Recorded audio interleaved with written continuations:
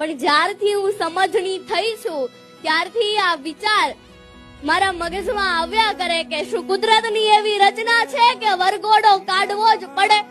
Traffic અને ધ્વનિ પ્રદૂષણ ફેલાવવાનો શું અર્થ છે? શું ડીજે વગર સપ્તપદીના ફેરા ન ફરી શકાય?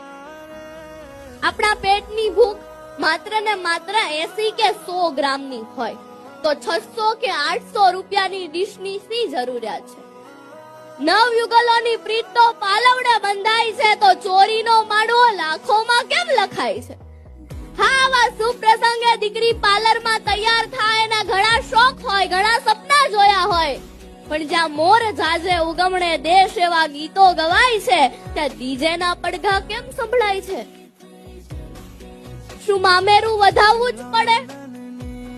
સોશિયલ મીડિયામાં એક પોસ્ટ ખૂબ વાયરલ થઈ હતી કે મામેરાની વિધિ સમયે મામેરું વધાવતા એક બહેનની આંખમાંથી આંસુ આવી ગયા કે ભાઈ બહેન માટે ઓછું મામેરું લાવ્યા હતા એ માટે નહીં, પણ પ્રસંગમાં હાજર સ્ત્રીઓ એમના ભાઈનું સામાન્ય મામેરું જોઈને એમની મજાક ઉડાવતી.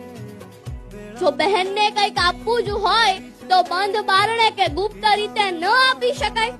સમાજમાં ઢંઢેરો પીટીને ગામને બતાવવાની શું જરૂરિયાત છે? અને પણ જ્યારથી હું સમજણી થઈ છું ત્યારથી આ વિચાર મારા મગજમાં આવ્યા કરે કે શું કુદરતની એવી રચના છે